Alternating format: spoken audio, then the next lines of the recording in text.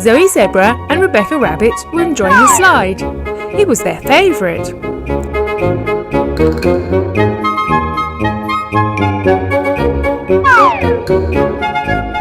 George was watching his boat sail around the duck pond. What fun this is, he thought to himself. Danny was on the zip wire. Whee! This is great, he shouted. The roundabout was Peppa and Deli's favourite. They just loved going round and round and round again. Meanwhile, on the other side of the town, Princess Sofia I was travelling aboard Thomas. He was taking her to join her friends at the park. I can't wait to see them, she cried excitedly. Peppa, George and Danny had climbed to the top of the treehouse to see if they could see Sofia arrive, while Zoe and Ellie were having a lovely time on the seesaw. Suddenly, they heard Thomas's whistle. "They're coming," said Peppa excitedly. Sofia arrived and climbed off Thomas. "Hello," she smiled at her friends. "It's so good to see you. Thanks for the ride, Thomas." "No problem," said Thomas, and he steamed off. "Let's go on the roundabout first," said Danny. "Great idea," said Sofia, and off they went.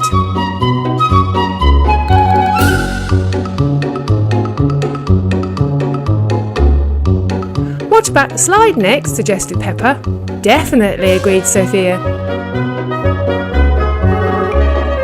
And Susie joined them.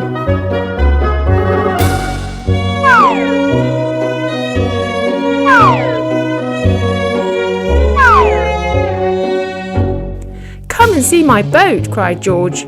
"OK," smiled Sofia. "It's a very nice boat," she told George, and George smiled. Just then, they heard a van approaching. "It's Kitty with her new snack van," cried Susie.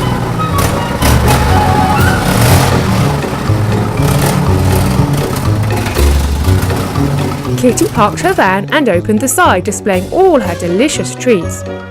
Everyone gathered round, and Peppa was the first to choose something.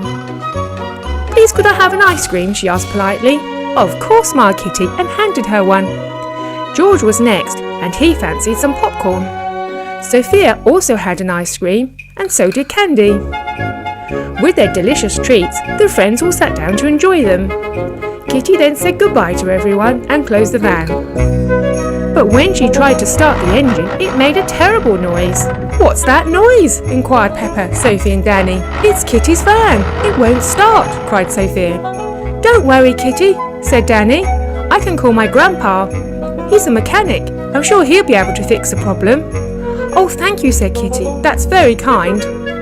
Danny called his grandpa, and very soon they could hear his truck motoring towards them.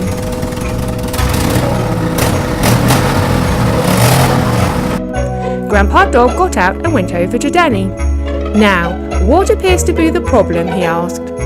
Kitty told him, and Grandpa Dog proceeded to the van. He had a look at the engine and then said, "Oh yes, I can fix that."